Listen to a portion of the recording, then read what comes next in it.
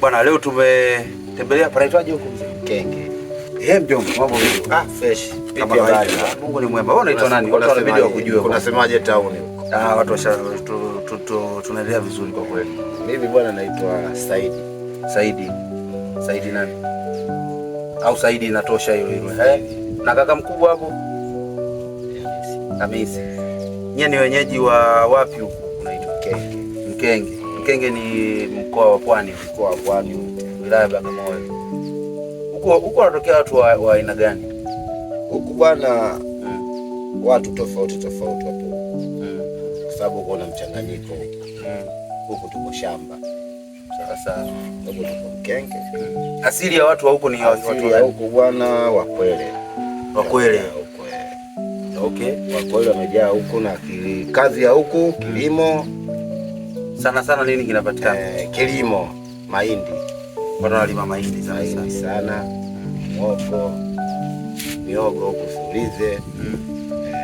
Kitu niliwahi kusikia wanasema Mkwele yuko tayari auze nyumba ili akamcheze mtoto. Sana. Hilo kweli. Kuna hasa kweli yuko tayari auze hata shamba akafanya shughuli yake. Na kwa nini inakuwa hivyo? Ni kwamba ni asili tu, watu wanapenda asili, yani hiyo asili yao. Na kama hujamcheza mtoto wako basi ujue tayari kashakuwa na jina tofauti. Kama mtoto hajapelekwa kwenye ngoma za asili zile za kuchezwa si na nini, yani ataishi vibaya sana katika mtoto anaitwa msungo. Anaitwa msungo ambaye hajachezwa. Hajaenda kwa ile polini. Huyo msungo huyo ni wa kike tunamwambiwa. Nini anaambiwa nini? Nini anatakiwa aambiwe?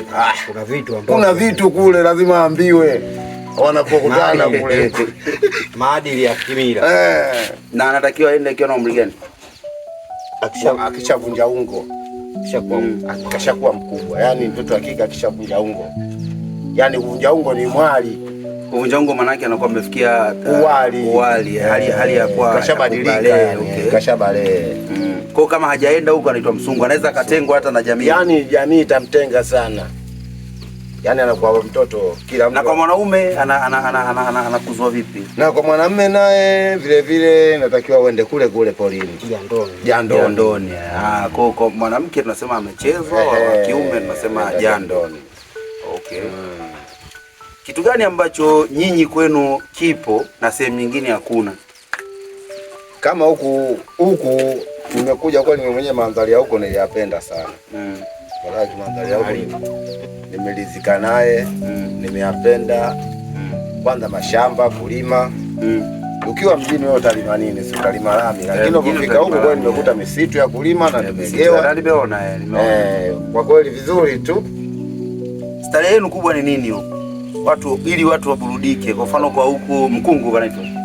Kwetu bwana, ukitaka saizi kwetu utapaona pabaya kumepoa, lakini kifikia saa 12 unaenda Toroka Uje.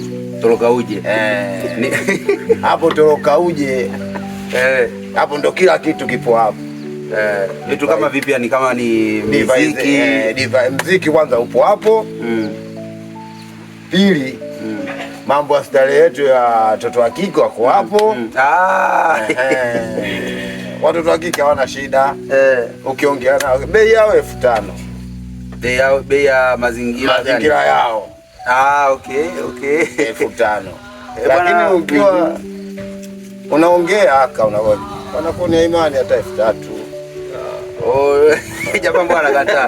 Wewe hujakutana na ndiza 3,000. Tushakutana 7,000.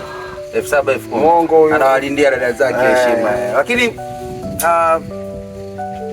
huku kunaitwa Mkenge. Na moja kati ya machimbo ambayo yanapatikana huku ni hilo linaitwa Toroka Uje. Mkenge iko wilaya ya Bagamoyo kama sikosei, sio? Kwa hiyo karibuni Mkenge jamani. Kama anavyosema ndugu yangu, mashamba yapo. Wankweli wamema hukuno. Hebu msikiliza, waambie Wakweli wanaotazama sasa hivi, karibuni Bungu. Kuna kila kitu. Karibuni Mkenge. Karibuni Mkenge. Tupo Mkenge. Tunakula maisha ya Mkenge. Huku tunafaidi, tupo Toroka Uje.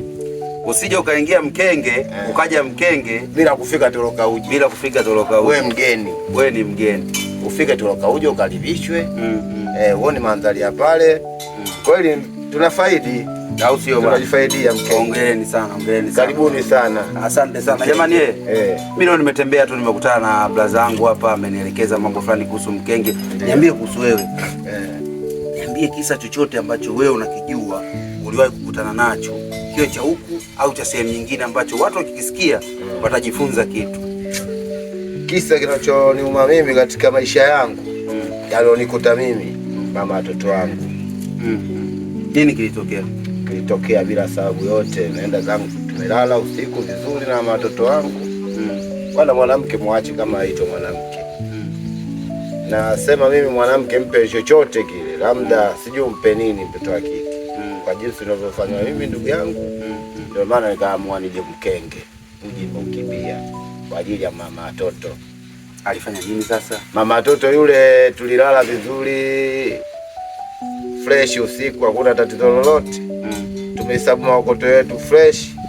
Tumelala mpaka asubuhi. Na mwaga nenda kazini.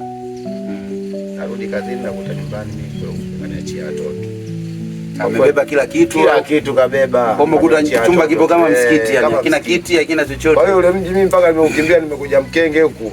Kwa kweli maisha Mkenge Na yeye akukwambia amekimbia kwa sababu gani? Hajaniambia na sielewi. Sifahamu kabisa. Watoto wako?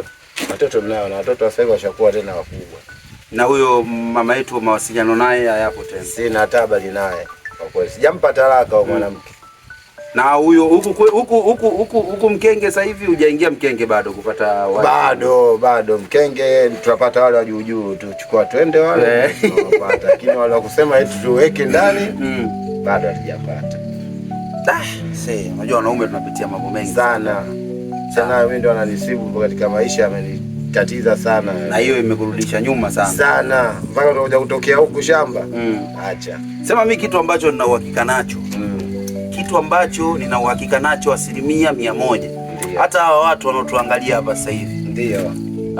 Nataka niwaambie kitu cha uhakika kabisa. Kwamba haijalishi umerudi nyuma hatua ngapi. Kama Mungu alikupangia kusonga, ndio bwana, utasonga na utatoboa. Amina sana. Yaani wewe utasonga, utatoboa. Watu unajua hayo mambo ni lazima yatokee. Kuna msemo mmoja unakwambia hata Mungu anapokupa mtihani hakupi mtihani ambao huwezi kuumudu. Si umeelewa? Kwa kama mtihani kama huo umekutana nao wewe, maana yake wewe unaweza kumudu huo mtihani uka-overcome na maisha mengine akafanyaje? Na nishaumudu mpaka sasa hivi kwa sababu gala ili hapa. Kwa sababu nisharidhika na matokeo. Au si? Unaendelea na mipambano yako, maisha yanaendelea, maisha mengine. Kwa madogo wako huko au wako Bagamoyo? Wako Bagamoyo hapo town. Nyama sana. Ngoja, una dogo ambaye amemaliza form 4? Amemaliza form 4. Kamaliza form 4 tena alikuwa degree tu. Sijui inakuaje yule mtoto yani mpaka leo yuko nyumbani. Lakini matokeo yake ya form 4 yako vizuri tu. Matokeo tu mazuri, lakini hana mchongo. Hana mchongo wa kusema eti apate mtu amstue hivi.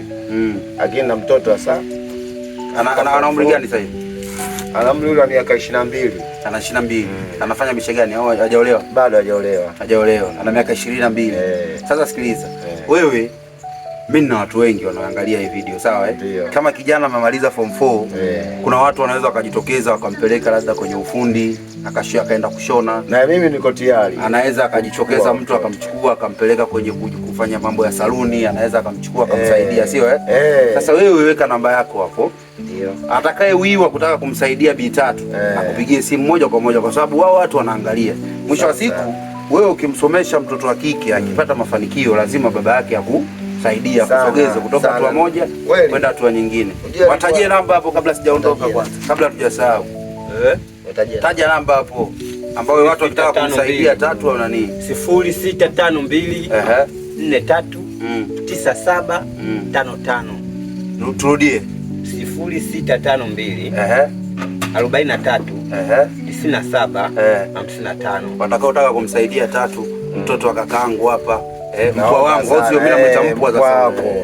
Mtoto mtoto akakangu hapa kashamaliza form 4, inabidi atafutwe namna ya kufanya kusaidika. Ni binti wa miaka 20 hadi 22 hapo, aingie zake aidha chuo, ufundi, cherehani, chochote kile tu apate mtu amsaidie, amsogeze ili aweze kumsaidia mzee wake.